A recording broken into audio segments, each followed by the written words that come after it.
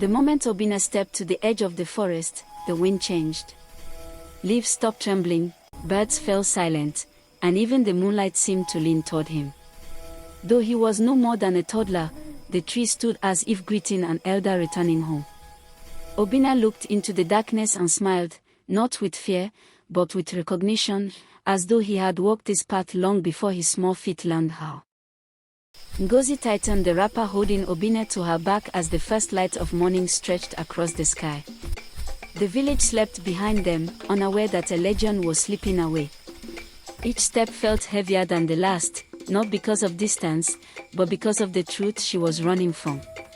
Obina rested calmly, listening to the road as if it whispered his name.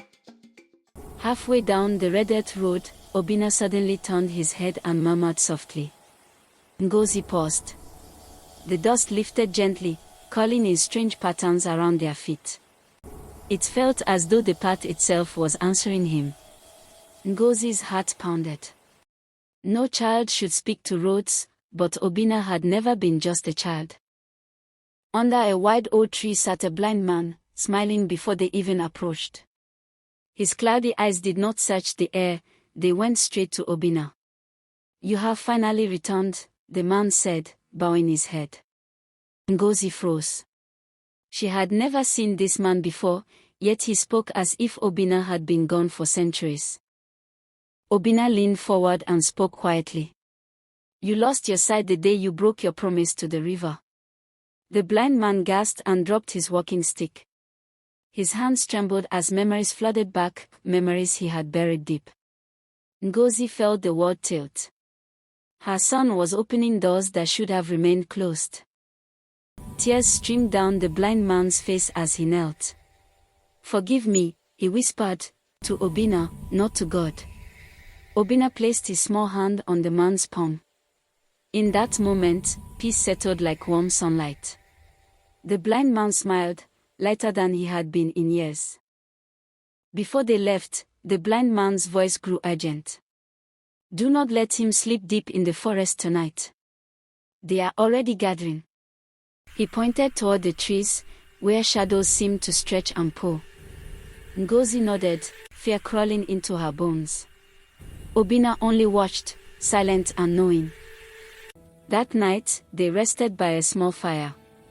Ngozi drifted in and out of sleep, but Obina stayed awake, staring into the flames as though watching old memories dance. The forest hummed softly, alive, alert. Every crackle of fire felt like a heartbeat. As the fire dimmed, figures formed between the trees, transparent shapes dressed in ancient attire. They did not walk, they floated. Ngozi tried to scream, but no sound came out. Obina stood and stepped forward calmly. The spirits bowed, one by one. From the deepest part of the forest emerged the oldest spirit of all, tall, heavy with time, eyes glowing like embers. When it spoke, the ground vibrated. "You carry what the village has forgotten," the spirit said. "But knowledge has a price." Two paths lit up before Obina. One led back toward village life, laughter, growing up, forgetting.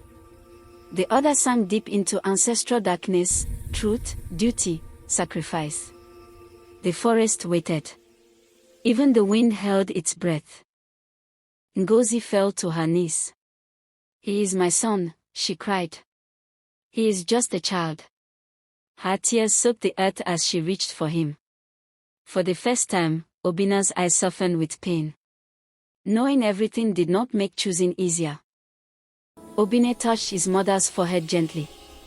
Warm light spread through her body, calming her heart. "I will never leave you unprotected," he whispered. "But I cannot stay." His voice carried centuries of sorrow. As he turned, Obina's shadow stretched tall and long, shaped like an elder bent with wisdom. Leaves spiraled upward, and the forest breathed deeply. The child and the ancient became one. Obina walked toward the spirits, his small feet glowing faintly with each step. The ancestors closed around him like a living door. Ngozi screamed his name, but the forest answered instead.